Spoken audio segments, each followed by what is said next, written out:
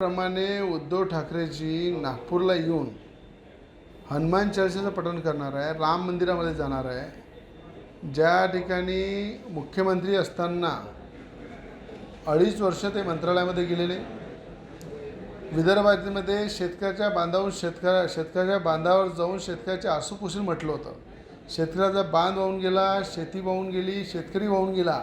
पण 2.5 वर्ष मुख्यमंत्र्यांचा विदर्भामध्ये पत्ता नव्हता आणि त्या ठिकाणी हनुमान चालीसा वाचतो म्हणून या संकटातून बाहेर निघण्यासाठी आम्ही वारंवार त्यांना वेळ मागितली।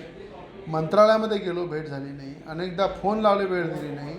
मग हे जे संकट आलं होतं कोरोनाच्या काळामध्ये, शेतकऱ्यावर आलं होतं, शेतमजुरावर आलं होतं, या संकटातून बाहेर निघताना जेव्हा हनुमान चालीसा वाचतो आम्ही म्हटलं, तेव्हा खासदार नवनीत राणा यांना जेलमध्ये टाकलं, मला जेलमध्ये टाकलं। 14 दिवस राजद्रोहाचा गुन्हा दाखल करून हनुमान चालीसा म्हणतो म्हणून जेलमध्ये टाकणे, राम भगवंताचा विरोध करणे, हनुमान चालीसाचा विरोध करणे आणि आज खऱ्या अर्थानं ते स्वतःचं शुद्धीकरण करते। ज्या पद्धतीनं ते सेक्युलर म्हणून वागत होते, आज हिंदुत्वाच्या विचारावर चालण्याचा ते प्रयत्न करत आहे, बाळासाहेबांच्या विचारावर चालण्याचा प्रयत्न करत आहे। बाळासाहेबांचे विचाराचे आमदार जेव्हा त्यांना सोडून गेले, खासदार सोडून गेले, तेव्हा त्यांना लक्षात आलं की राम बिना हनुमान बिना काही होऊ शकत नाही।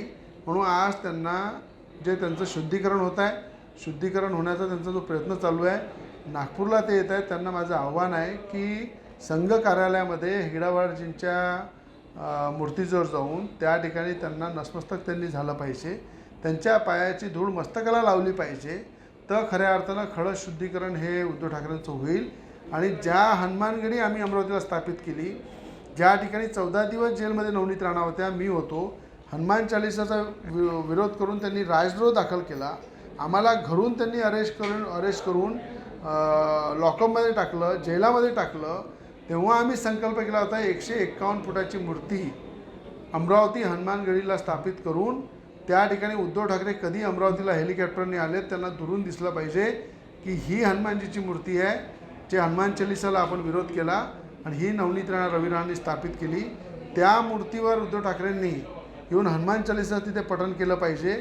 आम्ही दोघंही, नवनीत राणा आणि मी, त्यांचं स्वागत करू, सन्मान करू आणि हनुमानगडीला जर ते आले तर त्यांच्यासोबत हनुमान चालीसासुद्धा वाचन करू, तर खरं उद्धव ठाकरेचं शुद्धीकरण होईल, अन्यथा शुद्धीकरण होणार नाही।